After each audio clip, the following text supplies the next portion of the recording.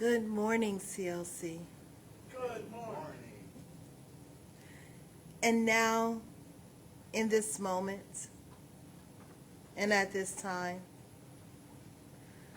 I invite you to just welcome in the Spirit that is love, that is light.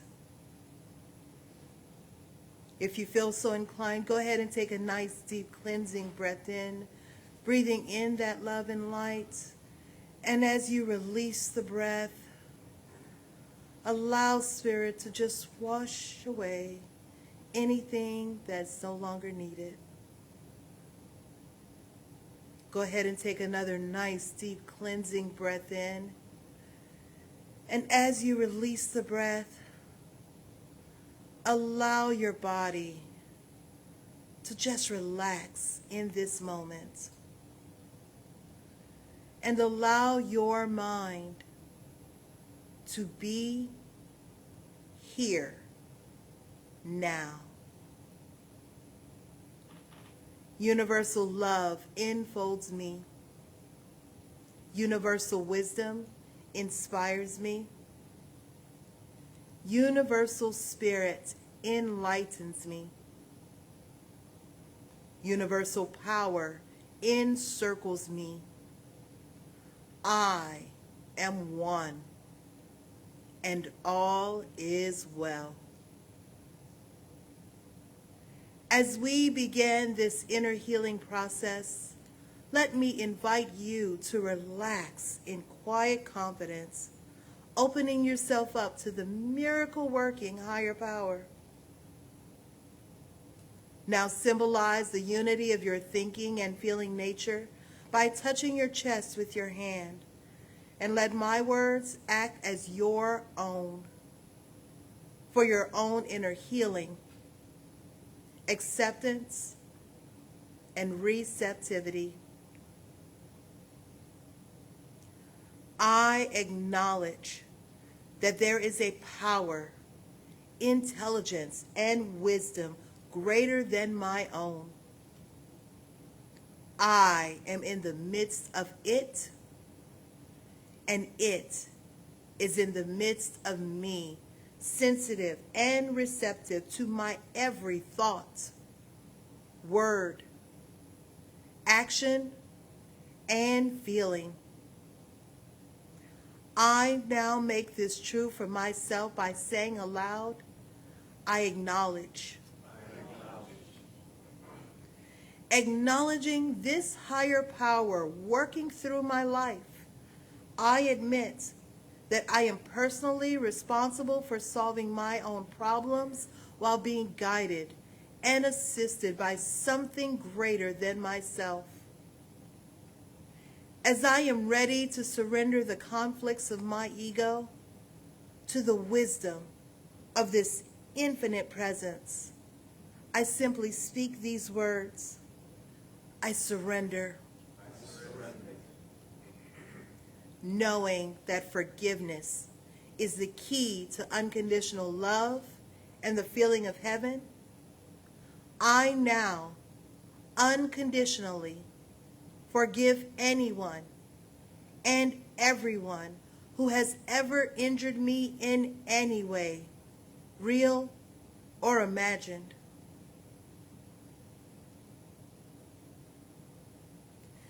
And I now forgive myself for all of my mistaken judgments and their resulting actions. From my deepest level of understanding, I now say, I forgive. Realizing that I continually experience the effects of my own thinking, I now choose to allow this higher power to recreate me deeply, filling my mind with thoughts that are only positive, constructive, loving, and beautiful. I call upon this divine inflow by stating aloud, I choose. I now center upon that one very special idea that I'm willing to accept as real for me in this coming week. Visualizing that idea as already acted upon and brought to pass. In seeing my idea become a fact of my experience, I enjoy the happiness and peace of my thought fulfilled and gratefully speak these words. I accept. Knowing that I have an everlasting place in the midst of the power that sustains all creation, as well as the support of all those around me. I allow myself to relax in the peace of fulfillment and gratitude and say, I release. Now, in my mind's eye, I envision the presence of someone near and dear to me. This can be a friend, a family member, a teacher or mentor, someone who has touched my life in deep and loving ways. Someone who may not be physically present in this room or even on this planet anymore. I turn to that image in my mind's eye and say, I'm grateful for the good in your life. Now I open my eyes, turn to the world around me, and joyfully speak to anyone physically present in this room or virtually on this broadcast, and share in confidence and gratitude in saying, I'm grateful for the good in your lives. Do you have a program in your hand? No? Let's scold an usher, shall we? Okay. Because in that program is a copy of something called the Inner Healing Experience, which you just heard Danielle take us through. And I've given you the backstory on this for the last 2 Sundays. The guy created it, named Jack Boland, as the mastermind process. We adopted it here and tweaked it and call it the Inner Healing Experience. And we're going through it, not really line by line, but stanza by stanza. And today, it falls to us to discuss the matter of forgiveness, spiritual forgiveness. This stuff is spiritual psychology. And the greatest interpreter of spiritual psychology that I know of, who really fits our denominational outlook in Science of Mind, in New Thought, was Carl Jung, who had some traffic with us, did some business with us back in the day, but did his own thing and was not sectarian, was not locked into any particular spiritual worldview that he would affiliate himself with and let anybody know. He was more eclectic than that, you know. But he had this belief in the archetypal life of the unconscious. And he said in so many words that the unconscious realm is not simply the source of the conscious. The world of spirit is not simply the source of the world of effect. It has a life of its own. It has a rich and deep life of its own, and in fact, it's the most important part of us, even if it didn't show up as material form. It's worthy of exploration. It's where the world shadow lives.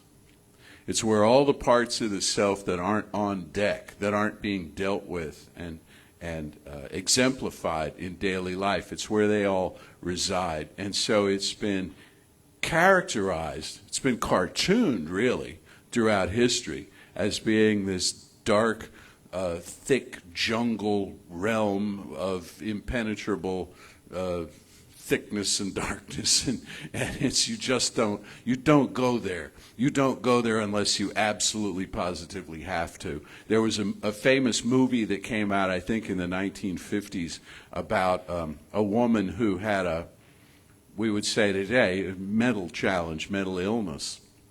And they're trying to cure her of this through psychotherapeutic means and getting her into the relationship with the subconscious mind and the experience of releasing trauma. And the title of the movie was The Snake Pit.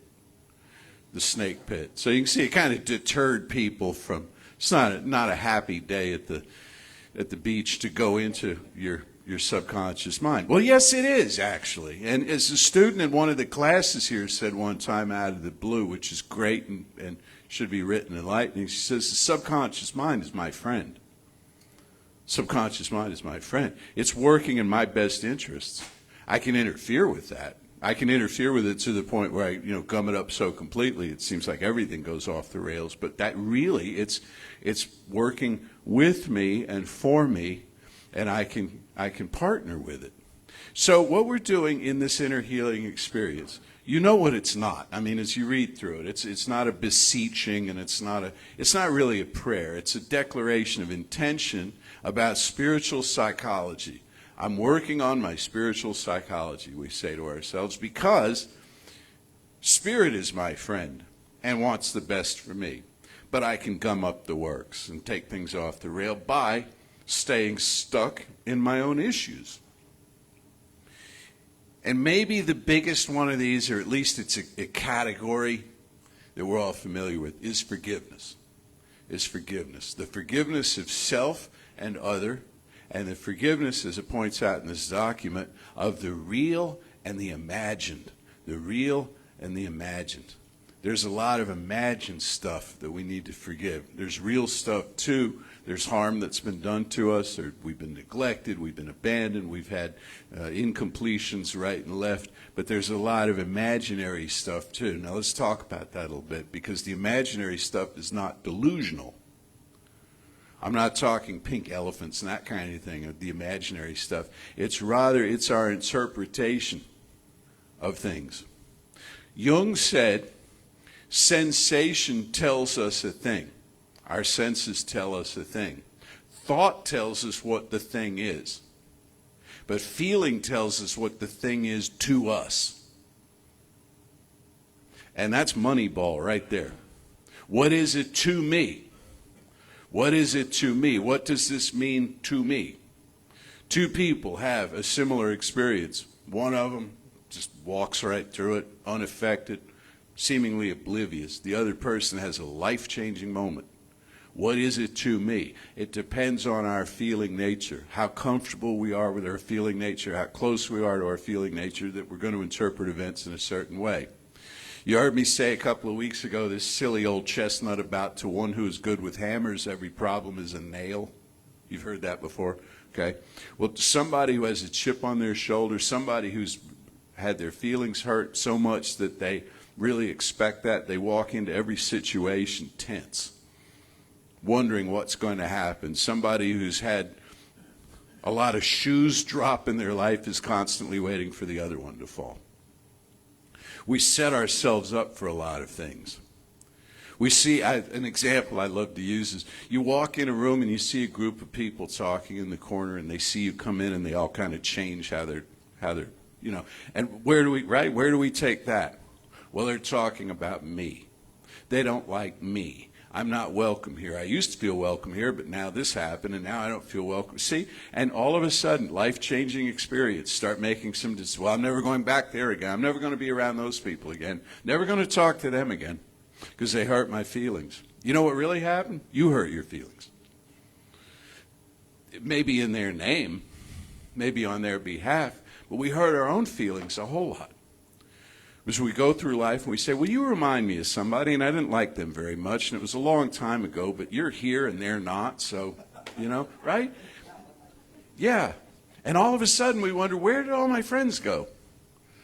Well, the people that used to be your friends are now associates and acquaintances, and they're getting further away. Like they say, the Big Bang, it's all expanding. And so they're moving into some new solar system or something, because you've become weird to them. You're kind of paranoid now.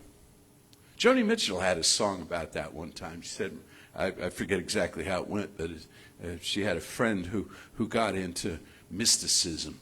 And Joni Mitchell didn't appreciate this kind of, she got into occult stuff and astrology and all of this, and Joni Mitchell found it disturbing, you know.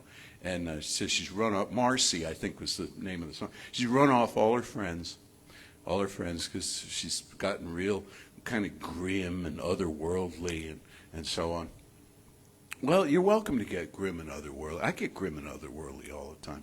But, you know, you look at that and you say, is this really defining who I am? Is this really defining my relationship to spirit and my relationship to other people? No. Calls for some forgiveness. So what I want to advocate, and we'll spend probably the rest of this talk dwelling on, is that when we say forgiveness, very often we hear that in one gear. We hear that in one rhythm, one pulse, and that is the forgiveness of other people. The forgiveness of other people who did us wrong. Who did us wrong recently, who did us wrong lengthily ago, who live in our head. And that's valid and it's real and it's something that we do. But there's another form of forgiveness that we don't look at nearly enough because it's hard to, it's kind of embarrassing in a way because we get caught in it and it looks like, you know, why are we even thinking about this? But we need to forgive events.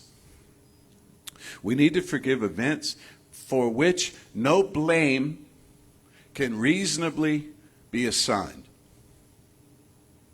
Either because there's no human agency involved, or there's so many humans involved you can't possibly pick out whose fault this is, but things that occur that cause us to redefine ourselves along the way.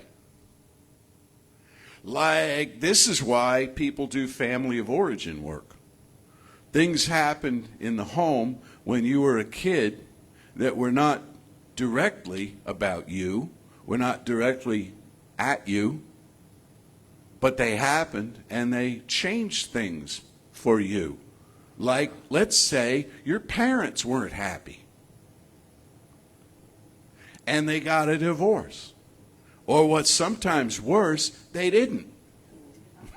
You know, right? And there was tension and there was drama and there was upset and there was sibling rivalry maybe going on. And then maybe somebody lost their job and one style of living had to give way to another. And suddenly there was the specter of poverty. Or here's a real complicated one. Somebody got real sick. Somebody got real sick and everybody else had to rally around and take care of them. And there was competition for who could take care of them better and who was or wasn't pulling their weight, you know. And there was a little bit of resentment about why am I having to spend my childhood taking care of my sick relative. And then there was guilt about that. Maybe there was death. Maybe there was death. And somebody left, and it felt like an abandonment. It felt like they walked off and left you, but it's way more complicated than that. And it wasn't personal. And this is the thing that you probably had people at the time, if you expressed your pain, you probably had people saying, look, it isn't personal. And you remember in the 4 agreements, there's that line about take nothing personally.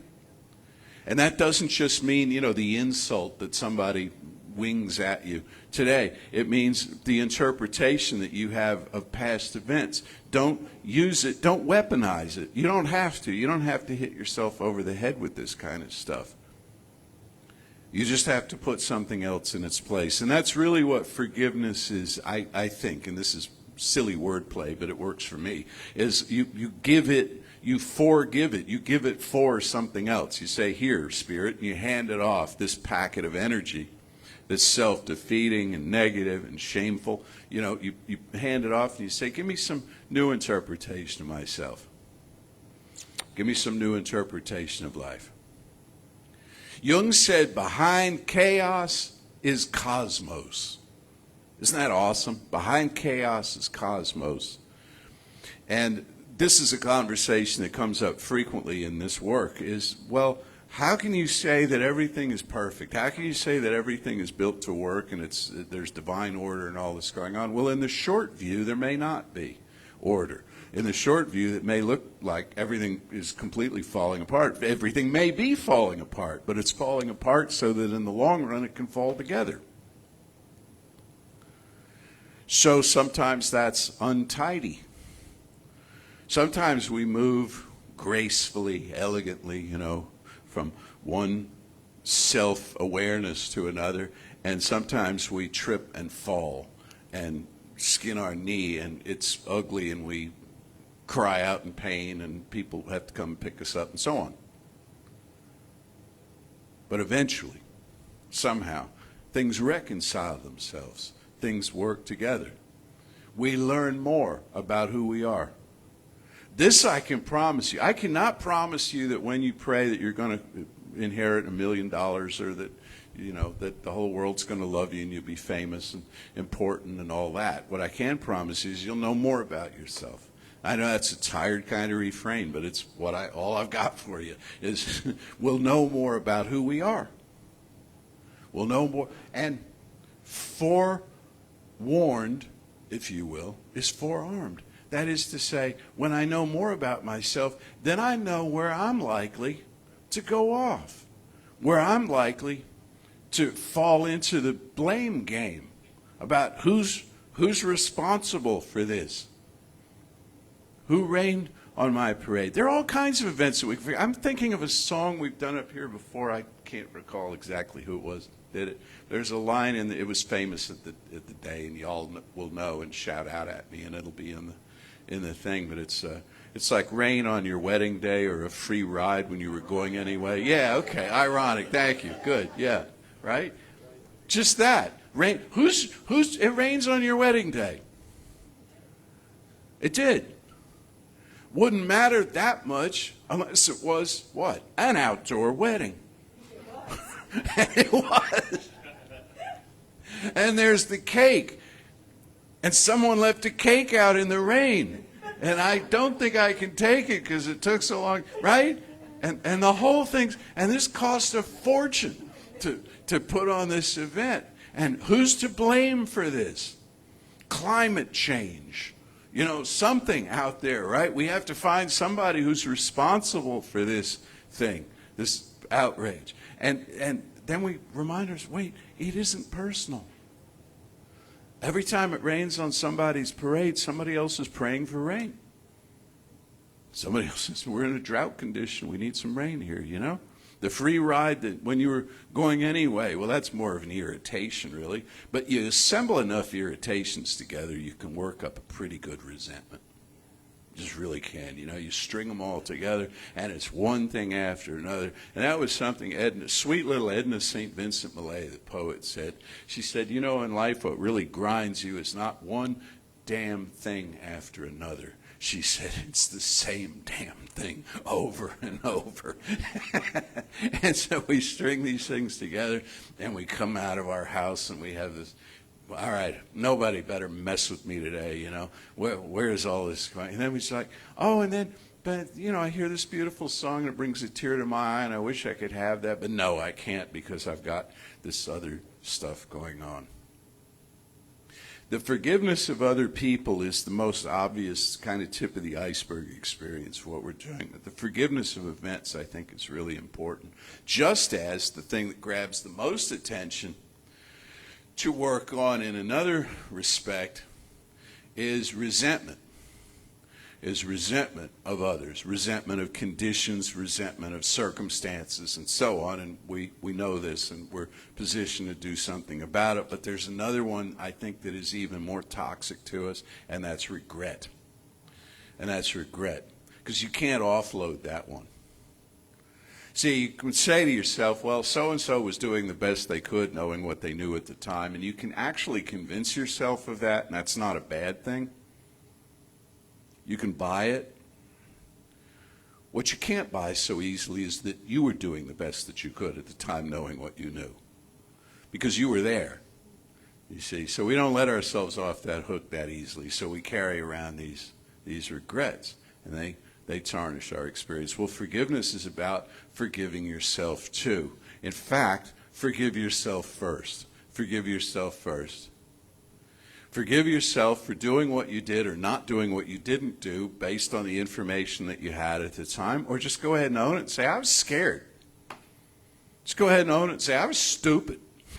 You know? Sometimes we say, well, if I'd known there was a better way to do things, I'd have done it. And sometimes you did know there was a better way to do things, and you didn't do it. You looked it right in the face, and you said, yep, that's the better way. That's the higher, nobler, clearer way and stuff, and I am totally not doing that today. And then, you laugh it off, and then it kind of perches on your shoulder, and it haunts you as you go through life. What do? I was really happy to read. I've been reading, obviously, Jung lately, but one of the things I was really happy to say is he gave advice that I've given. What do you know? Maybe it works, or maybe it's just, we're in simpatico. But he said, if you have a feeling, he said, well, like your fear. He says, your fear, think of your fear as a woman in a black dress. A woman in a black dress. Sounds kind of eerie, sort of otherworldly, or something like a ghost or this. He says, a woman in a black dress comes to visit you. What do?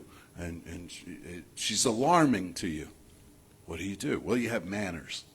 So you invite her in, you sit her down, you get her something to drink or eat or whatever, and you say, tell me your story. He says, if you do this with your feelings, they offer testimony, they give you your power back because your feelings are on your side too. And everything begins to sing in a new frequency. Everything begins to add what it has to say. And we get our power back. Until we don't, he said, everything that we have rejected from this self appears in the world as an event. Whoa. I didn't just hear that one recently, and I've sat with that for a very long time. Just like until you make the unconscious conscious, okay, it will direct your life, and you will call it fate. You will call it fate. And we do this a lot. You say, well, it's just bad luck, which is another term for fate. It's bad luck. Stuff just happens. You can't do anything with it. So it's running your life, directing your life, because it's an unconscious projection that's not been interviewed, like the woman in the black dress, where you want to sit down and so what do you tell me? Inner child work is a version of this.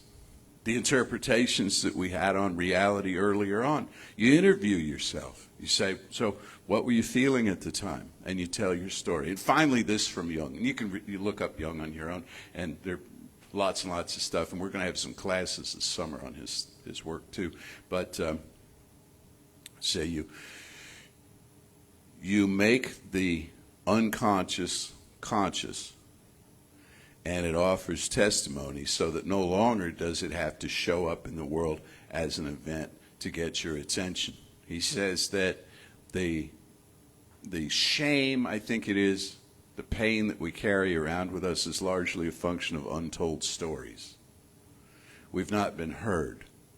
And on one level, that looks like announcing it to a room full of people or, in the obvious way. Another way is you have the conversation internally with yourself about what is it that I really want? What is it I'm doing here? So forgiveness as a strategy, what I encourage all of us to do is look and see the pivotal events in your life that you still have a charge on that led you maybe not where you wanted to go or not at the time you wanted to go there.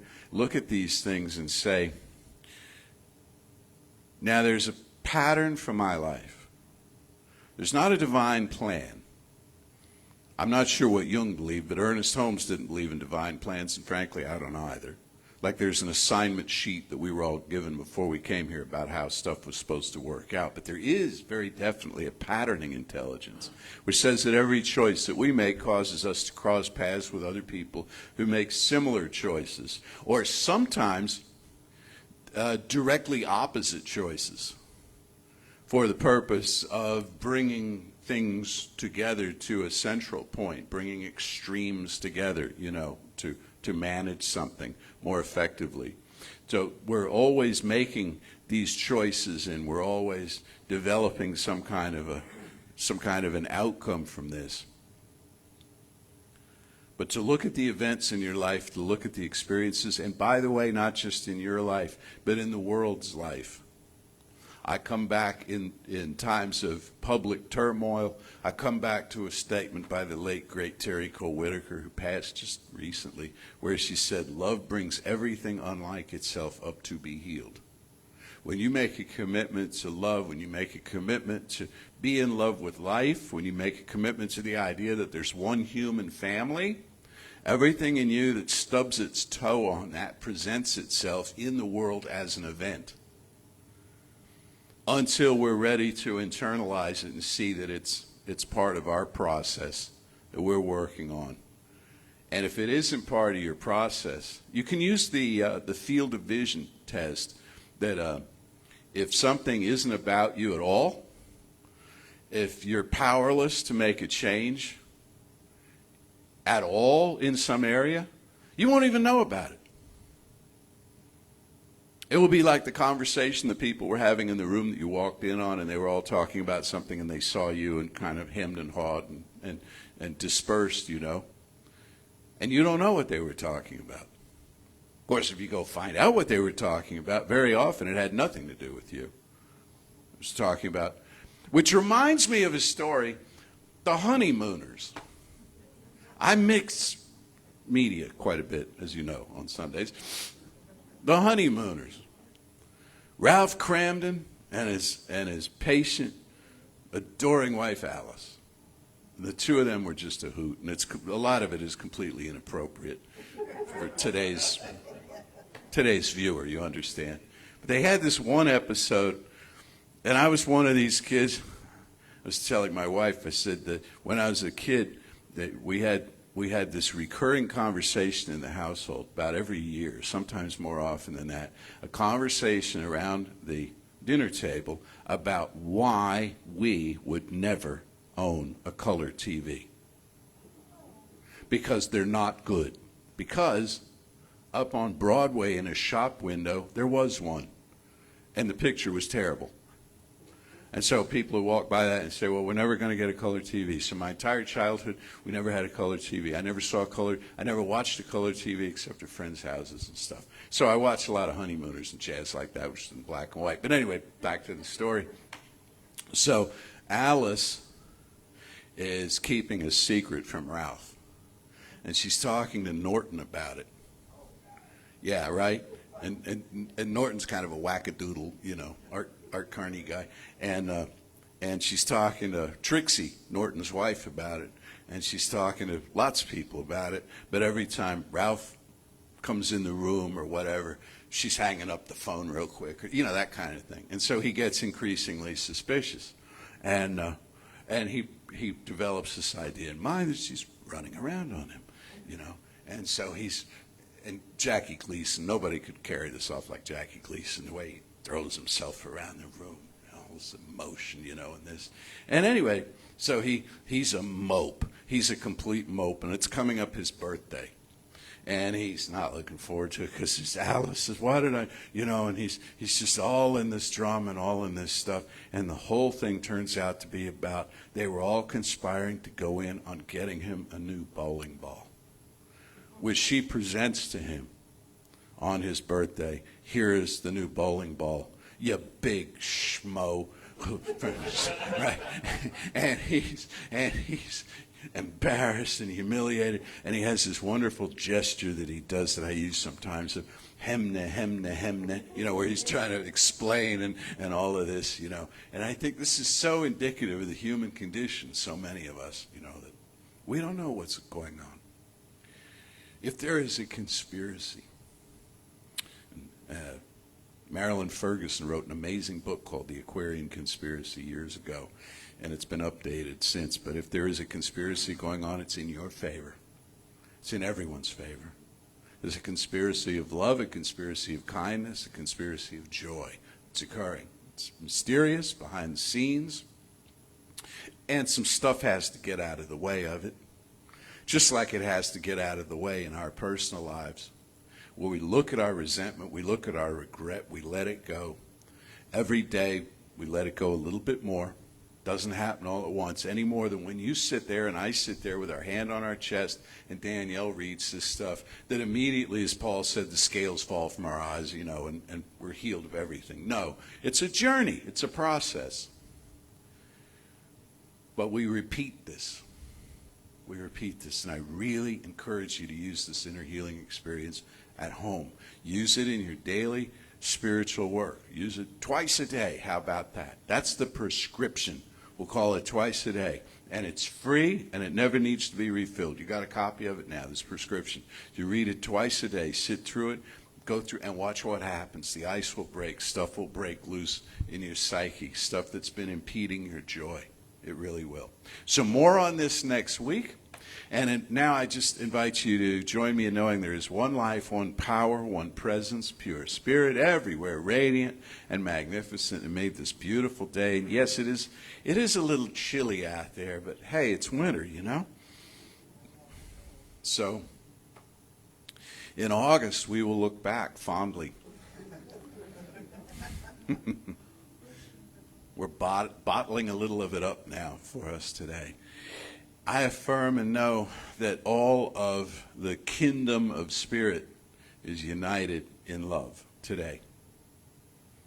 In the residual vibe of Valentine's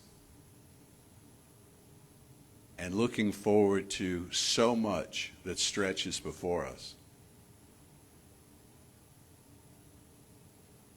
Love is the answer. Love is also the question. Whatever needs to happen is happening. Whatever needs to be released is being released. So that standing where fear used to be is this joyous experience of embracing life and everyone and everything in it. Spirit is mighty to heal, and it's healing us emotionally, physically, right now, right where we are, for this knowing, for its manifestation in form, for everything that occurs to support it, and for the family of godlings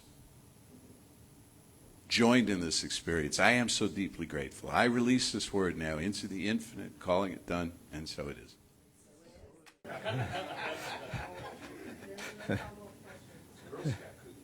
Yeah, cool, yeah.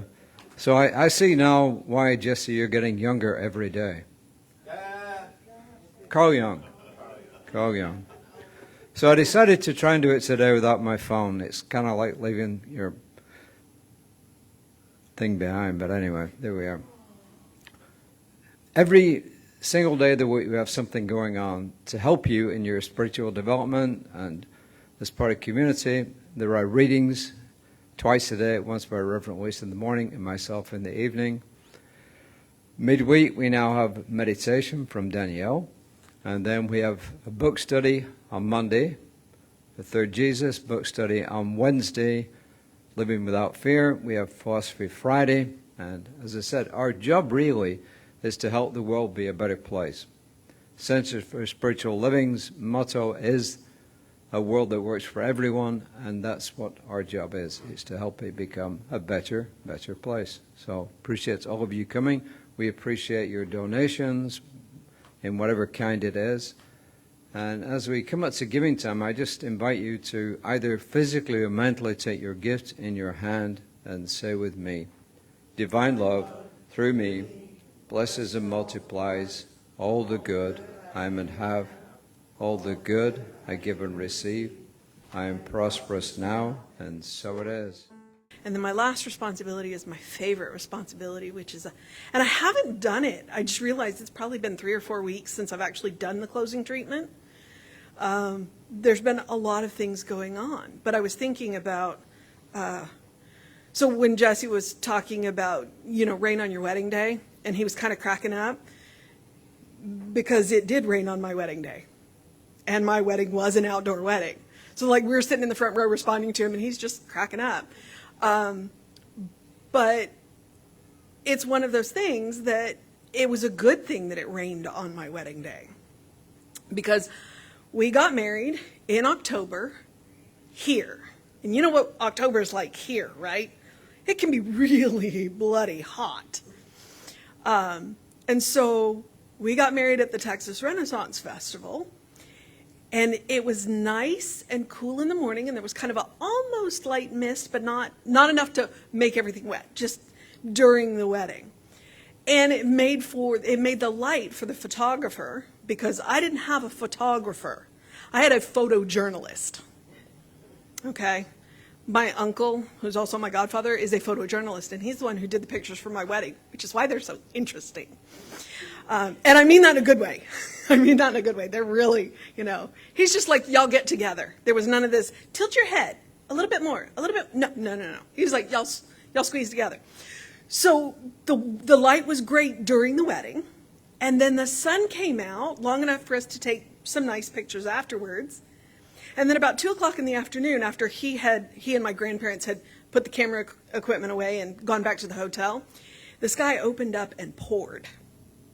So at one point on my wedding day, I was standing ankle deep in water.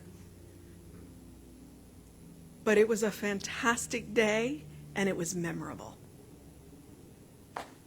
That's what you can do with those memories. I could be angry about it raining on my wedding day, but why?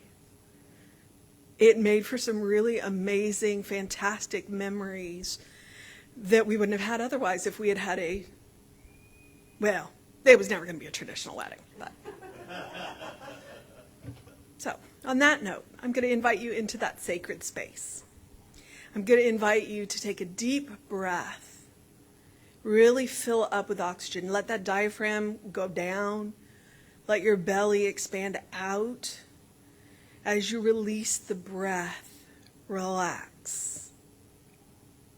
And know that there is one, just one life, one power, one presence, one love. And as I live that life, as I am a divine channel for that presence, for that power, for that love, so too do I know that each and every one of you are that. You are that love made manifest. You are that love doing amazing things in this world. You are that love giving away so that it comes back to you twofold, threefold, fourfold, tenfold, 100-fold, 1,000-fold. That we are spirit walking. And whatever it is that you are seeking to do, the components are seeking you. Let that love flow into everything that you do, speak, are. And know that it is coming back to you in wave upon wave. And it is good. And I know this in the depths of my soul. And I am grateful to know this. And I am grateful for a teaching that reminds me every day who I am and who you are, a beloved expression of the divine. And I am grateful for a place where we come together to remind each other of that. I am grateful for our musicians, our ministers, our practitioners. I am grateful for each and every one of you. I am grateful for the technology that lets us send this out across the country and the world and into the ethers. And I relax and release my word with love, knowing that it is done And so it is. Say with me now, something wonderful is happening through me. Something wonderful is happening through me. I feel it in my body. I feel it in my body. I feel it in my mind. I feel it in my mind. I feel it in everything I am. I feel it in everything I am. I choose it. I trust it. I use it. And I love it. And so it is.